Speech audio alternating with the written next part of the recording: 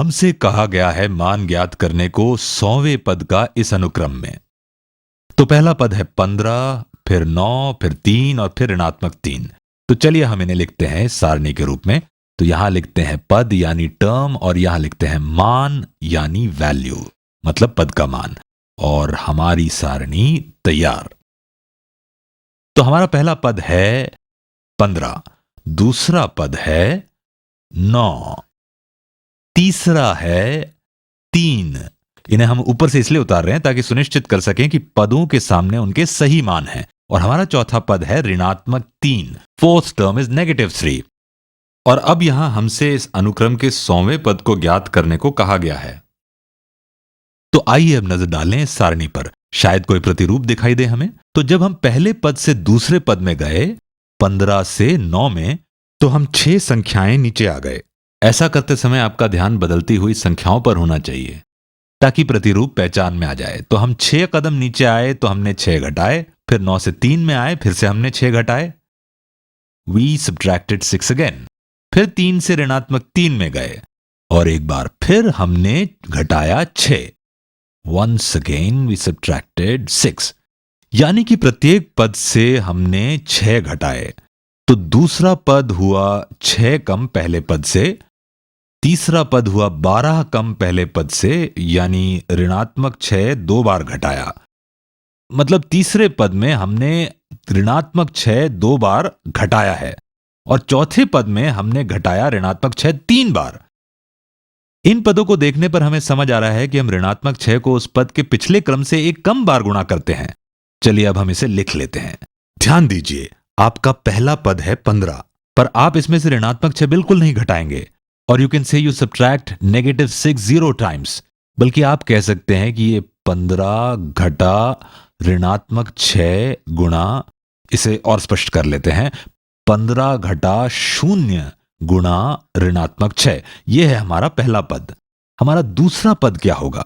यह है 15। यहां हमने एक बार ऋणात्मक 6 घटाया था, तो हम कह सकते हैं 15 घटा 1 गुणा 6, या हम कह सकते हैं 15 जमा 1 गुणा ऋणात्मक 6। मतलब एक ही है, हम 6 को घटा रहे हैं सिर्फ एक बार। अब चलते हैं तीसरे पद पर। यह है 15, दिस इज 15, घटा 2 गुणा ऋणात्मक 6, सॉरी 15 घटा 2 गुणा 6, -2 टाइम्स 6। हम घटा रहे हैं 6 को 2 बार। और अब चौथा पद, यह है 15 घटा, हम घटा रहे हैं 6 को 3 बार 15 में से, तो 15 घटा 3 गुणा 6। तो हम इस पैटर्न यानी प्रतिरूप को समझते हैं। जब हमारे पास यहां चौथा पद होता है तो यहां दाईं ओर उस पद से एक कम संख्या होती है। तो चौथे पद के लिए हमारे पास है 3, तीसरे पद के लिए 2, दूसरे पद के लिए 1।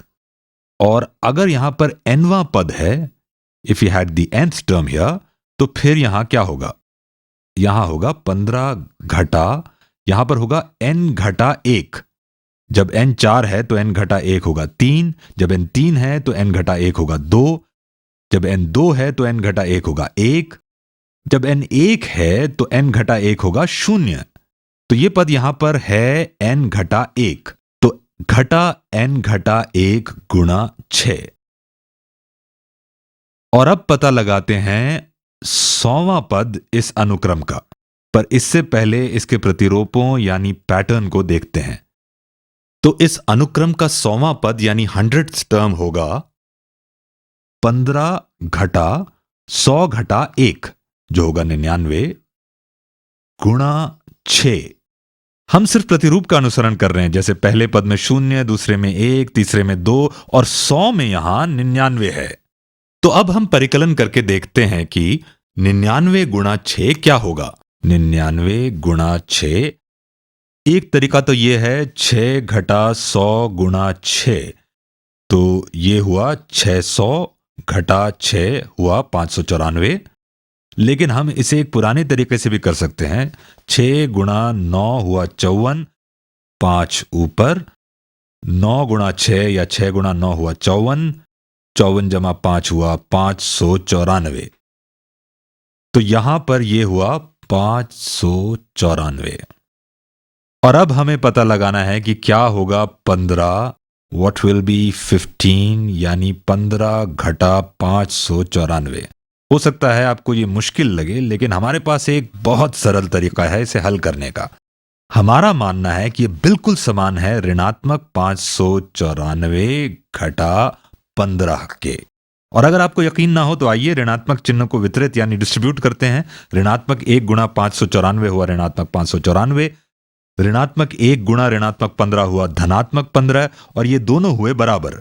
तो क्या होगा 594 घटा 15? आइए अब इसे हल करते हैं।